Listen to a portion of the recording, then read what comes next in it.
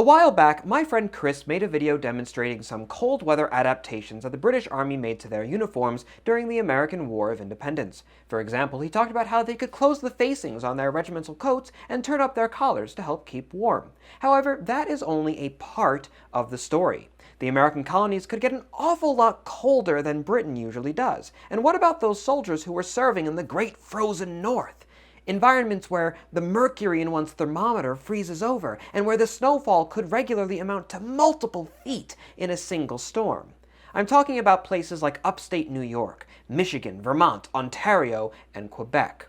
How could an 18th century army cope with such terrible conditions which are so dangerous to us even today?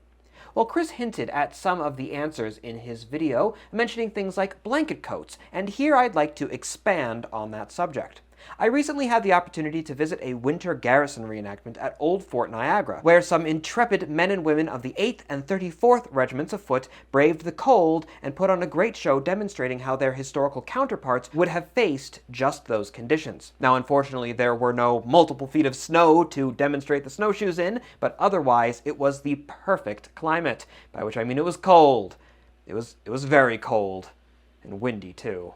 So let's begin by looking at the aforementioned blanket coat, or as it was regularly called historically, the capote. This was one of the best and most common pieces of winter clothing in these regions, both for civilians and the military, with thousands of them being issued to the British Army during the American War of Independence and other conflicts besides. Not only were they great at keeping you warm, but they're also incredibly simple and cheap to produce, even on a large, military scale. I mean, we call them blanket coats for a reason. They're made up of blankets, some woolen tape, and maybe a few buttons or rosettes for pinning up the sides to keep them dry in very tall snow. But that's all. Certainly far more practical than a regimental, and versatile as well, with a large hood that could fold over top the soldier's forage or winter cap, we'll talk about them soon enough, and close tightly across with ties of woolen tape. The large cuffs could be folded forward to help protect the hands, even being able to fold them together, sort of Minecraft villager style, as was put to be during the demonstration. And the coats were always just baggy enough to go comfortably over the soldier's regular kit, while good tailoring could ensure that they were tight enough to not interfere with their belting or ability to handle a firelock. And while all of these men's coats at this reenactment are white, because they're all being based off the same pattern and the same primary source, the coats could theoretically come in a variety of different colors. It wasn't specifically to be all sneaky beaky in the snow, it was more a matter of what materials were on hand for them at the time.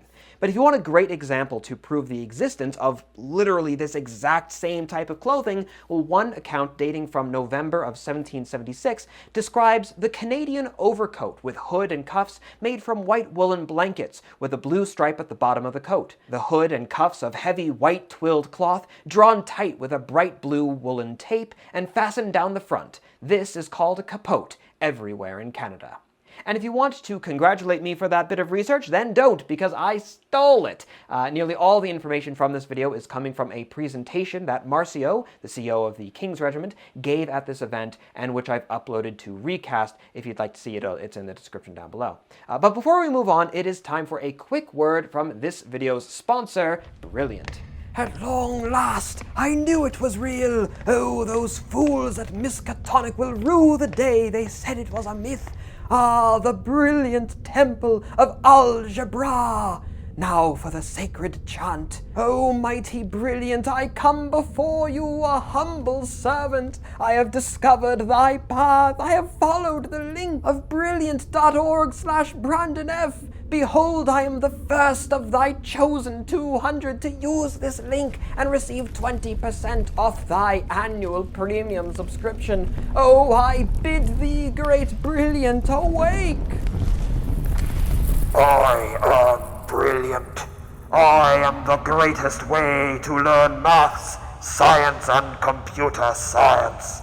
I was old when this world was young, and offer thousands of lessons. Now I have awoken to sponsor this video. Yes, O mighty brilliant, bring me unto the 2 pillars of algebra. Aid me in my quest to attain my academic goal. The journey to discover... Wait, what? You've awoken an ancient god to learn algebra? Well, I mean, it is tough. Guy, come on, you don't have to wake me up for that. You could have just gone to my website. Didn't you read the instructions? I have travailed the link below. You didn't have to travail, you had to click. It wasn't a road, it wasn't some path to enlightenment. It was an HTTPS, guy. Click the link in the description below to visit brilliant.org/brandsandf and you get started for free. Watch my intro to algebra. It's pronounced algebra, by the way, and that's all you need to get started. It helps you to explore the two pillars of algebra. It's equations and graphs, guy. They aren't literal pillars. It's equations and graphs. And with those two tools, that's all you need to unpack algebra's big ideas and develop the perspective that's necessary to solve its essential problems, without the need for awakening any elder gods and wearing such ridiculous headgear. It's not 1890 anymore. You got it? I shall do so right away. Oh, I shall ace my finals at Miskatonic this year. Thank you. And thank you to Brilliant for sponsoring this video. Remember to try everything that Brilliant has to offer for free for a full 30 days. Visit brilliant.org/brandsandf to start your trial. And the first 200 of you to click that link will get 20% off Brilliant's annual premium plan as well. Now let's get back to the topic. Now we move on to headgear and the Canada cap, also called a winter cap. It was another simple yet immensely important piece of clothing for any soldier with the unenviable task of standing sentry in sub-zero temperatures. They were easily produced out of just two main materials, some wool cloth, likely the same that was used for regimental coats, and good warm fur to line it with. That could come from a lynx, a rabbit, really whatever fur works. And the hats weren't always so plain as this either. They could be adorned with cockades, with feathers, tails even, all depending on the preferences of the individual regiments or companies which are using them. Fold down the sides a little bit there to cover the ears, even the neck a little bit, and alongside the hood of the capote, they do an excellent job at keeping you warm. Alongside blanket coats, we see hundreds, even thousands of caps like this being ordered and issued in the British Army during this time period. Another lighter headgear option for if the wind was up but not quite so cutting as to warrant so much fur would be the soldier's standard forage or garrison cap, which was also often constructed of wool left over from making the soldier's coat. The sides of the cap were able to be folded down over the ears and the back of the neck before being tied under the chin, and that, especially when combined with a capote's hood, is often more than sufficient to keep a soldier warm. And while we're here at the soldier's neck, well, let's talk about scarves. They weren't a thing. At least they weren't used by any military in 18th century North America, and you'd be hard-pressed to find them in civilian life as well. What did exist, however, were handkerchiefs, which might be tied over the face to keep warm. And if there's anything that COVID taught me, it's that having even a thin mask on when it's really cold outside can be quite effective at keeping the face warm. Now let's move on to the hands, and probably the biggest lesson that if I didn't talk about it might possibly lead to my being hunted down and destroyed by some very angry King's Regiment reenactors. These fingerless gloves, or as it was put to me, the Tiny Tim gloves. I'm told that this style of glove did technically exist in limited capacity during the 17th century, and they were obviously popular in the 19th century, but they were not in fashion or really present in any meaningful way for the British colonies of the late 18th century, and there is little to no documentation to suggest that they were used by any military forces of the American Revolution. So don't wear them. But what there is evidence for, and ample evidence at that, are mittens, which were issued en masse. Not only are they easy to produce, just a couple of layers of heavy wool, but they work far better at retaining heat by keeping the fingers together. And it's easier than you may think to operate a firelock while wearing mittens as well. Now, obviously, it's going to be a little bit more finicky to handle a cartridge, yes, but once you get past that, the actual loading isn't that difficult with them, or even getting one's finger into the trigger guard to fire. And worst case scenario, if the soldier is finding it difficult, then they just need to remove the right mitten, you can stick it in your belt, and then you can load and fire that way, since the right hand is the only one that's needed for such precise movements as actually handling a cartridge. The left hand is just going to be sitting in one place, holding the firelock in place, so you can keep that one mittened and nice and warm. Another item worth mentioning, although it doesn't seem quite so popular, is the sleeved Under-Waistcoat, which is exactly what it sounds like. They were a little more experimental, and we don't have a lot of documentation for them, but it's thought that they saw at least limited use in select environments. In this case, the King's Regiment reenactment group made up a few based off of those limited sources, using corduroy for the body and closing it with ties because buttons were actually found to be somewhat painful when under so many layers of cloth and belting.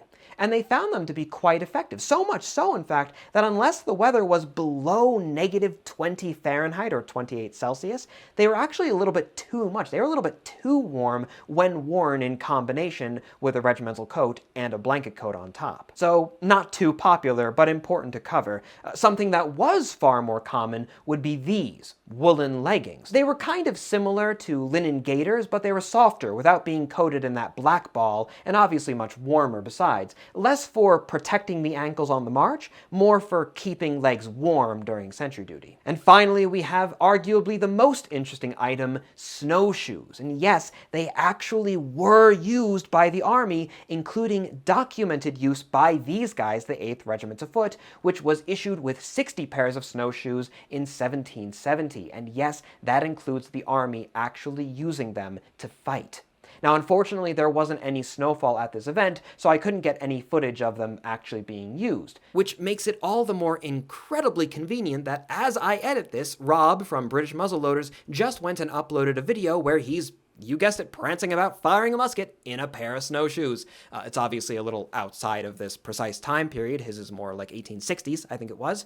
But if you want to see how someone might march around in snowshoes and shoot and all that fun stuff, well, then there's your chance. He also goes a little bit into Victorian soldiers' winter kit in that video towards the end of it. So if you enjoyed this content, then make sure to go check that video out next to see how this sort of kit would progress over time. Now, typically snowshoes require a pretty decent snowfall to be used properly, and if you're looking at more than a few feet of snow, it basically becomes impossible to operate without them.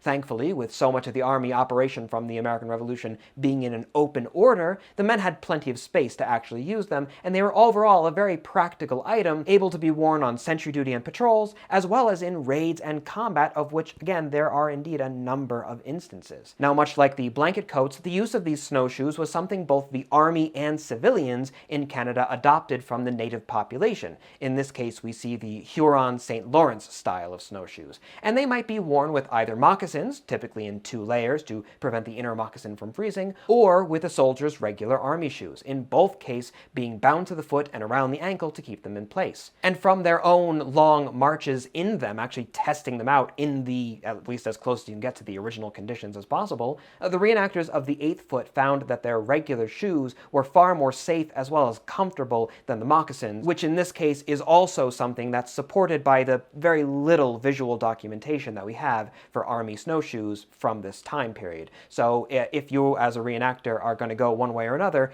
I would recommend trying to make them work with your regular shoes. And that, dear viewer, has been our brief little look into some of the heavy winter equipment of the British Army during the American War of Independence. I'd like to offer my warmest thanks, pun very much included, to the staff of Old Fort Niagara and the reenactors of the 8th and 34th Regiments of Foot for putting on this great event where I was able to learn all of this, and you can find all of their information down below.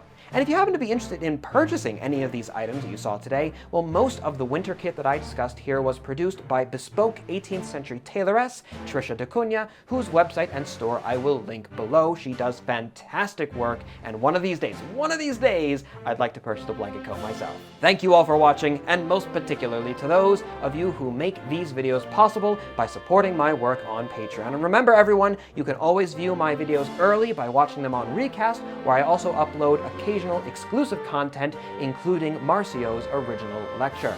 Until the next time, my dear viewer, I am and I shall remain your most humble and obedient of servants.